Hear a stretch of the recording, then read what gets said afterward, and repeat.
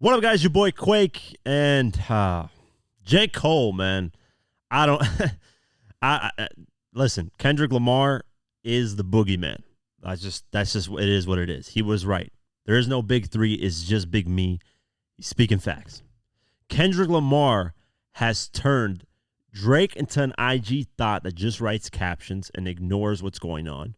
This is the same rapper that was poking fun at Meek Mill and said trigger fingers turned to Twitter fingers. And it was clowning him for not responding. 4 days, where y'all at on back-to-back and all this? He turned to IG thought writing captions with his face all sad and all these smushy faces. Now you got J. Cole being a spokesperson for Charmin Ultrasoft. This is ridiculous. J. Cole is apologizing to Kendrick Lamar for dissing him. What? This is hip-hop. Let me not get into riled up and all this stuff. One guy's turned to Charmin Ultrasoft. He went from, I'm the biggest prime rapper right now. I'm in my prime. I'll cook anybody that goes at me. One guy turned to IG thought. Kendrick Lamar is the big guy. He's the big me. That's it. That's it. No Diddy, by the way. No Diddy when I said big guy. I'm just saying. He's the big me. No Diddy. This guy is Candyman. This guy has these guys shivering, scared to even do anything. So J. Cole had his Dream Reel Festival. I predicted that J. Cole would potentially have his Jay-Z moment from Hot 97 Summer Jam where he previewed Takeover when it's going at Mobb Deep and Nas. That's what I predicted J. Cole would have done. Instead, he dropped a diss track, 7-Minute Drill, days earlier off his mixtape, Might Delete Later. He dropped it on Friday. If you haven't seen the video, I broke that down in my previous video, lyric bar for bar. Instead of doing that, he does the opposite and apologizes for the diss. So check out the video clip. So I'm so proud of that project, except for one part. It's one part of that make me feel like, man, that's the lamest shit I ever did in my fucking life, right? And I know this is not what a lot of people want to hear. I know I can hear my niggas up there right now like, nah, don't do that. But I got to keep it 100 with y'all, right? I damn near had a relapse, right? Because y'all heard some shit that happened 3 weeks ago, however long it was.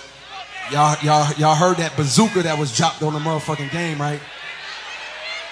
So all of this time of me moving on my own accord, for the first time I was tested. Why am I tested? Because I got the world and I got my niggas like, what you gonna do, Cole? My niggas like, boy, I must have had 1,000 missed calls. Oh my fucking God. Text flooded. I couldn't even answer my shit.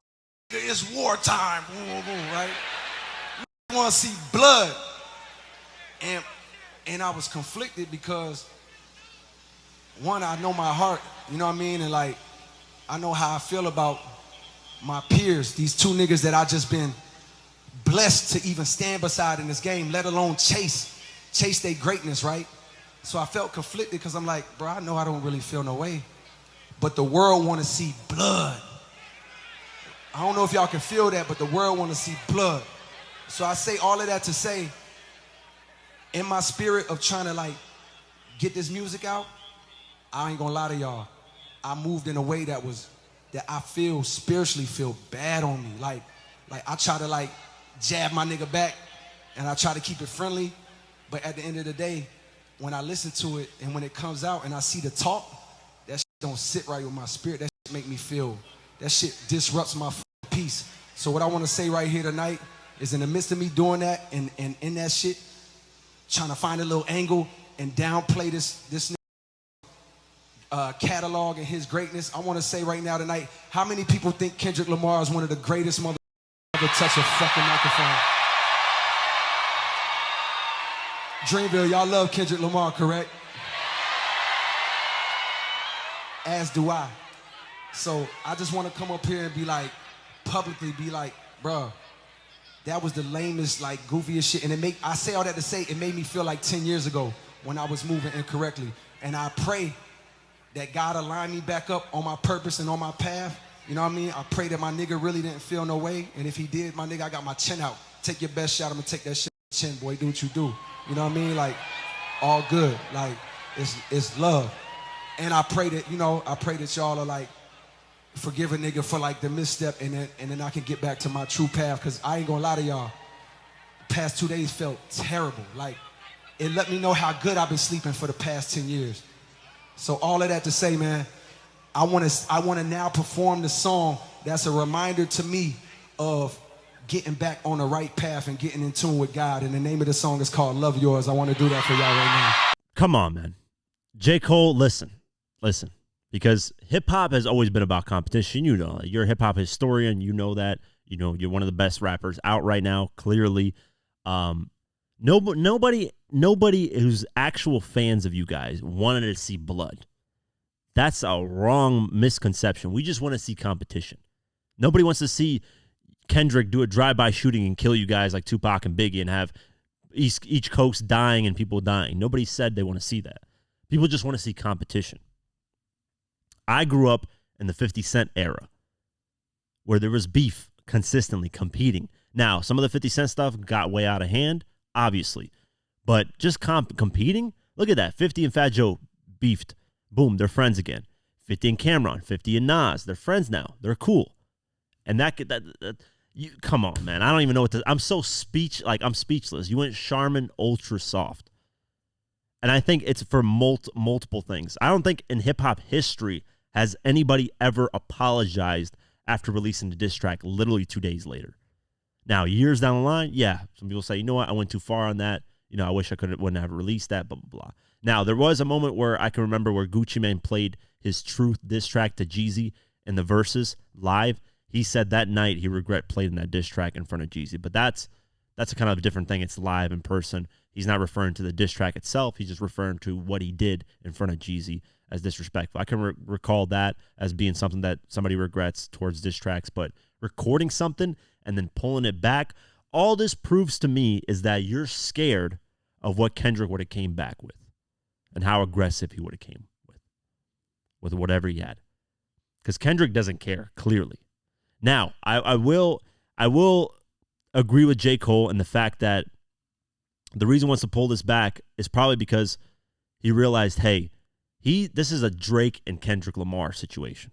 And I got kind of dragged a little bit into this. And I decided to have my own lane. Now, in my thought, I'm thinking maybe Drake hyped him up to respond to Kendrick so that the tension can be away from Drake, because Drake hasn't done anything yet. He's been scared, honestly, to say anything. That's the way I'm viewing it. Other people are saying, no, he's just taking his time, whatever. Whatever that may be, Aubrey, whatever. You're out here writing captions, do your thing. But I think somebody put a battery in his back, and he probably felt like, because he said in the speech, a lot of people were hyping me up to respond. I responded, and I didn't want to really go in. And we all sensed that on the track. We all could hear J. Cole kind of being hesitant, like, do I really want to do this? And, that G baby money, whatever, that meme comment that he said in the lyrics, all that stuff. So it was clear that J. Cole didn't really want to do it. And they've been friends before, and I'm just disappointed. That's it, man. I'm disappointed in the fact that he apologized and backtracked and said I couldn't sleep. He did say, though, that, if Kendrick responds, he'll take it in the chin and just give him his best shot, whatever. No Diddy. And, we'll see. I don't know if Kendrick's actually going to go at him because of this. But I, personally, if I was Kendrick, man, I would stomp both of them out and just, hey, it's Big Me. That's it. I know that sounds vicious, but it's hip-hop, man. It's not like people are getting killed. It's just a battle. It's about, in every field, you should want to feel like you're the best and you should compete for the top spot. It doesn't matter whether it's hip-hop. I don't care if you're McDonald's flipping burgers. I don't care if you're an executive trading stocks. I don't care if you're a dentist. I don't care what you are. You should want to be the best in your field. And that's all this is. It's just competition, friendly competition. Now, if it starts to escalate, which I don't think with J. Cole, Kendrick, and Drake, it would escalate. But if it starts to escalate, then it's a little bit different, at that point. And the funny thing is, it looks like he actually lived up to the title of the album, Might Delete Later, because he said he's going to be taking the song off streaming platforms, the 7-minute drill track. He's going to take it off streaming platforms, which, again, is another thing that I'm like, whatever. But the only positive that I can think that comes from this is now the attention is back on Aubrey. Aubrey, yes, man. You, the guy that's, I'm not even going to mention you by your rapper name anymore. I know your middle name's Drake, but I'm going to call you Aubrey, and I'm going to call Jermaine. Jermaine is no longer part of the big three. I think because of this, it kind of disqualifies him because you can't go in hip hop and beat your chest talking about, hey, I'm the best, and if anybody comes at me, I'll cook them and all this stuff, and lyrically I'm in my prime and this and that. And then when a battle presents itself, I apologize, I don't want nothing to do with it. And Kendrick Lamar predict this on The Heart Part 4. This is what Kendrick Lamar said on The Heart Part 2 in verse 2. This aged perfectly. It fits this moment exactly. This is what he said. My fans can't wait for me to sun your punk ass and crush your whole little shit. I'll big pun your punk ass, you a scared little bitch. Tiptoeing around my name, you lame. And when I get at you, homie, don't you just tell me you was just playing. Oh, I was just playing, K-Dot. Come on, you know a guy rock with you, bro. Shut the fuck up. You sound like the last guy I know. Might end up like the last guy I know. Oh, you don't want to clash? I know. Put my foot on the gas, head on the floor. Come on, man. Like, Kendrick wants full-on war battle, which everybody loves in hip-hop, but then J. Cole backtracks. Now, like I said earlier, I do think that, like that verse that Kendrick spit, was mainly towards Drake. And that, you know, kind of J. Cole got a little bit entangled in there, and J. Cole doesn't want to be a part of it. Because Kendrick could go at both of them. Honestly, I would have loved that. But it is what it is. We'll push that in the back burner. All eyes are on Aubrey, which I love because now it's just more pressure on him. Now people are going to be back to Aubrey. What is he doing? Is there going to be a new IG caption that drops tomorrow from Aubrey? Find out on the next episode of Dragon Ball Z. So what do you guys think of it? Me personally, like I said, I think, you know, it's lame. I think imagine if like Nas just backtracked his ether and said, I apologize, please, Jay-Z, let's not do this. Or Jay-Z backtrack Takeover, or 50 backtrack the Ja Rule beef. It was like, I apologize. Like, just imagine that hasn't happened in hip hop. It's weird, I think, in my opinion, man. It's something that I get it. He's like, I couldn't sleep, blah, blah, blah. So I don't know, man. I think, you know, J. Cole, just as long as he apologized, I think Kendrick's going to kind of let him. I don't think Kendrick's going to really go at J. Cole because of this. I think, you know, they've had more of a history together than Drake. So, Aubrey, where you at, man? Where y'all at? Waited 4 days. Waited, what we at, like 2-3 weeks now? Where y'all at? So that's my side on it.